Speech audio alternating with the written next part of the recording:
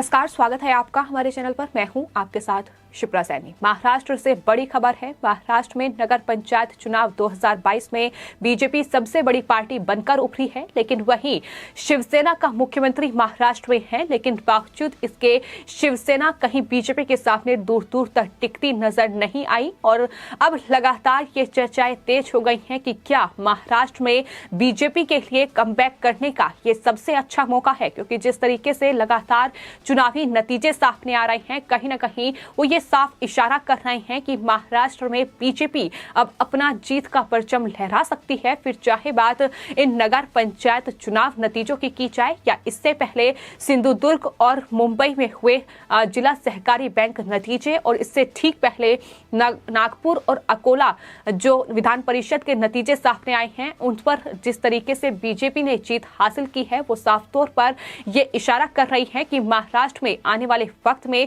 शिवसेना की मुश्किलें कई गुना बढ़ने वाली हैं। यानी शिवसेना का मुख्यमंत्री होने के बावजूद भी महाराष्ट्र में लगातार शिवसेना को सिर्फ करारी हार ही हाथ लग रही है। और अब जो नतीजे सामने आए हैं नगर पंचायत चुनाव 2022 के, उसमें भी बीजेपी सबसे बड़ी पार्टी बनकर उभरी है। 417 सीटें बीजेपी के खाते में गई हैं, जो कि पिछले चुनाव नतीजों से कई गुना ज्यादा हैं। आपको बताते आंकड़ों की अगर बात की जाए तो 2017 में महाराष्ट्र में नगर पंचायत चुनाव नतीजे जो सामने आए थे, उसमें बीजेपी के केवल 344 सदस्य थे, लेकिन आज बीजेपी की ये संख्या बढ़कर 417 हो गई है। यानी बीजेपी ने एक तरफ महाविकास आघाड़ी सरकार के सपनों पर पानी फेर दिया है। जिस तरीके से वहां बीजेपी को हराने का सपना ये तमाम नेता और तमाम पार्टियां देख रही हैं, लेकिन सबसे बड़ा सवाल इन नतीजों के बाद यही है कि क्या महाराष्ट्र में मुंबई महानगर पालिका के नतीजों में बीजेपी नंबर 1 पार्टी बनकर उभरेगी, क्योंकि महाराष्ट्र में शिवसेना की हालत बद से बदतर होती दिखाई दे रही है। और ये लगातार बीजेपी की ओर से कहा गया है, फिर चाहे वो महाराष्ट्र में बीजेपी के प्रदेश अध्यक्ष चंद्रकांत पाटिल का बयान हो या फिर पूर्व मुख्यमंत्री देवेंद्र फडणवीस का बयान हो। उन्होंने कहा है कि दरअसल एनसीपी और कांग्रेस के साथ गठबंधन करके शिवसेना ने अपने ही पैरों पर कुल्हाड़ी मार ली है। शिवसेना खुद को खत्म करने की कगार पर पहुंच गई है। जिस तरीके से ये गठबंधन किया गया है और बार बार उनकी तरफ से ये भविष्यवाणी की गई है कि शिवसेना को ये जरूर समझना चाहिए कि किस तरीके से एनसीपी और कांग्रेस मिलकर वहां शिवसेना को बर्बाद कर रही है। आपको ये भी बता दें कि 2019 में जब महाराष्ट्र में विधानसभा चुनाव हुए थे, तो बीजेपी और शिवसेना मिलकर गठबंधन में वहां चुनाव लड़ी थी, लेकिन सत्ता का लालच यानी कुर्सी का लालच जो शिवसेना को बीजेपी से अलग कर गया, और उसके बाद कांग्रेस और एनसीपी के साथ शिवसेना ने गठबंधन किया। लेकिन उसके बाद जो भी चुनाव महाराष्ट्र में हुए हैं, उसमें सिर्फ और सिर्फ शिवसेना की करारी हार ही हुई है। शिवसेना पूरी तरीके से आज अलग थलग पड़ चुकी है। शिवसेना का अस्तित्व कहीं ना कहीं खतरे में है। जिस तरीके से लगातार चुनावी नतीजे सामने आ रहे हैं और नगर पंचायत चुनाव 2022 के नतीजों ने ये साफ कर दिया है कि शिवसेना की मुश्किलें आने वाले वक्त में महाराष्ट्र में बढ़ने वाली हैं, तो वहीं बीजेपी लगातार अपनी जीत का परचम लहरा रही है। और इन चुनावों में जीत पर भी पूर्व मुख्यमंत्री देवेंद्र फडणवीस की ओर से ट्वीट किया गया है, जिसमें उन्होंने कहा है कि महाविकास आघाड़ी सरकार द्वारा कितना भी पैसा, सजा और सत्ता का दुरुपयोग किया जाए, लेकिन बीजेपी नंबर 1 पार्टी रहेगी। ये ध्यान रखे शिवसेना, ये ध्यान रखे मुख्यमंत्री उद्धव ठाकरे।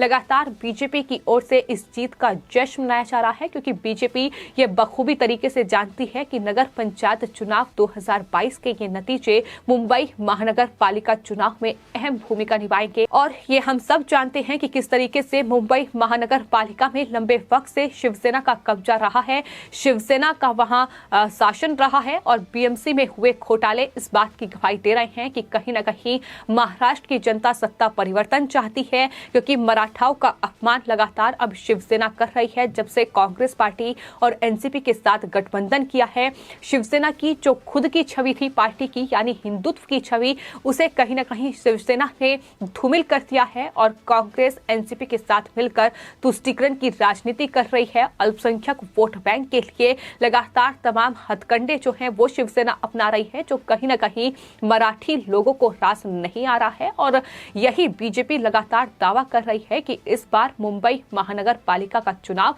जिसमें ज्यादा वक्त नहीं है, इस साल ये चुनाव होंगे और इसमें शिवसेना की सत्ता बीएमसी से जाने वाली है। ये दावा लगातार बीजेपी की ओर से किया जा रहा है। तो सवालों के घेरे में इन नतीजों के साथ शिवसेना आ चुकी है कि शिवसेना का मुख्यमंत्री यानी उद्धव ठाकरे महाराष्ट्र की गद्दी पर बैठे हुए हैं, लेकिन बावजूद इसके शिवसेना अपना दबदबा बनाने में कामयाब नहीं हो पाई। कई जगह वो गठबंधन में ये चुनाव लड़ी, तो कई जगह उन्होंने अकेले अपने उम्मीदवार उतारे, लेकिन जीत हासिल ज्यादा सीटों पर नहीं कर पाई और बीजेपी ने ये आंकड़ा 400 पार कर लिया। लेकिन 400 से ज्यादा सीटें बीजेपी ने हासिल की है। इसके अलावा आपको बता दें, इन चुनावों में बीजेपी को 400 से ज्यादा सीटें मिली हैं और बीजेपी के 34 नगर पालिकाओं, नगर पंचायतों में अपने दम पर या किसी मदद से सत्ता में आने की उम्मीद है। अगर गोंदिया जिला परिषद में बीजेपी सत्ता में होती तो भंडारा जिला परिषद में बीजेपी की मदद से सत्ता में आएगी, ये भी दावा किया जा रहा है और इसकी तुलना में शिवसेना कहीं दूर दूर तक नजर नहीं आ रही है।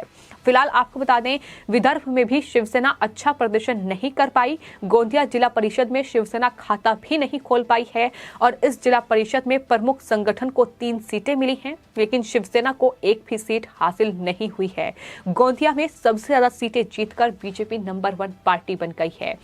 यानी वो तमाम जगह महाराष्ट्र में जहां शिवसेना का वर्चस्व था, जहां शिवसेना के उम्मीदवार हमेशा से ही जीतते आए हैं, उन जगहों पर भी शिवसेना जीत हासिल नहीं कर पाई। ये साफ तौर पर नतीजे बता रहे हैं कि किस तरीके से नाराजगी जो है वो महाराष्ट्र की जनता की शिवसेना के खिलाफ बढ़ती दिखाई दे रही है। ये सिर्फ इस वजह से नहीं कि कांग्रेस और एनसीपी के साथ शिवसेना ने गठबंधन किया है, बल्कि कहीं ना कहीं उन तमाम जनता को निराश किया है, उन तमाम वोटर्स को निराश किया है जिन्होंने बीजेपी और शिवसेना के गठबंधन को महाराष्ट्र में वोट दिया था। यानी वो गठबंधन की सरकार चाहते थे, लेकिन जिस तरीके से शिवसेना ने सिर्फ कुर्सी के लालच में बीजेपी से गठबंधन तोड़ा और उसके बाद कांग्रेस और एनसीपी के साथ मिलकर सत्ता पर काबिज हुई शिवसेना, और जिस तरीके से घोटाले हो रहे हैं, वसूली हो रही है, भ्रष्टाचार हो रहे हैं सरकार में, एक के बाद एक तमाम नेता ईडी और सीबीआई की रडार पर आ रहे हैं। तमाम केंद्रीय जांच एजेंसियां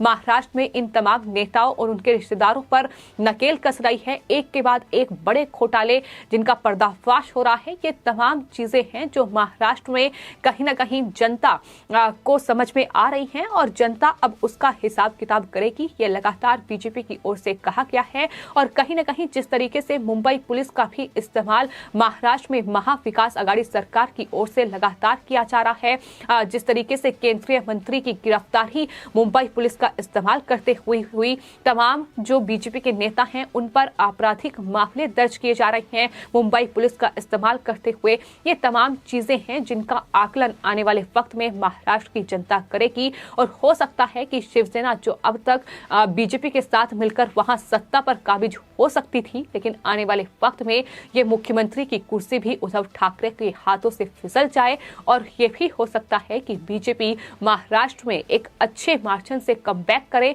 क्योंकि कहीं ना कहीं नतीजे ये साफ तौर पर बयां कर रहे हैं। फिलहाल आने वाले वक्त में महाराष्ट्र में बीएमसी का चुनाव होगा और बीएमसी चुनाव से पहले ये महाराष्ट्र में नगर पंचायत 2022 के जो चुनाव नतीजे हैं ये शिवसेना के लिए बड़ा झटका है। ये शिवसेना के लिए कहीं ना कहीं नतीजे साफ तौर पर आईना दिखाने वाले हैं कि किस तरीके से शिवसेना ने बीजेपी के साथ गठबंधन तोड़ के अपने ही पैरों पर कुल्हाड़ी मार रही है, जिसका खामियाजा उन्हें आने वाले वक्त में भुगतना पड़ेगा। लेकिन बीजेपी लगातार अलग अलग चुनावों में महाराष्ट्र में जीत हासिल कर रही है। फिर चाहे बात महाराष्ट्र नगर पंचायत चुनाव 2022 की जाए या फिर जिला परिषद के जो नतीजे सामने आए हैं उसमें भले ही बीजेपी नंबर 1 पार्टी ना बनी हो, लेकिन एनसीपी के बाद बीजेपी ही आज सबसे बड़ी पार्टी बनकर उभरी है और इस तरीके से बीजेपी ने ये बड़ी जीत बड़े मार्जिन से महाराष्ट्र में हासिल की है और यही वजह है कि बीजेपी लगातार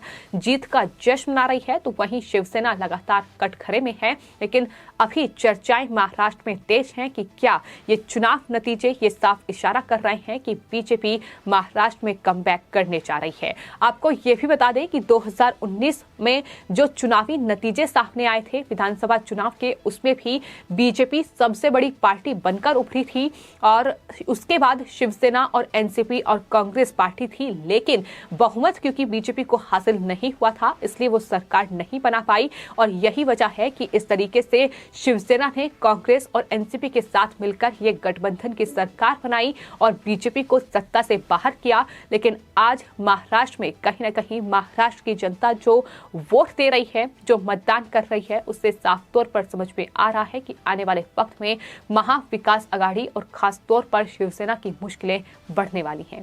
फिलहाल आपकी इस पूरे मामले पर क्या राय है, हमें कमेंट बॉक्स में जरूर लिखें और चैनल को सब्सक्राइब करें। धन्यवाद।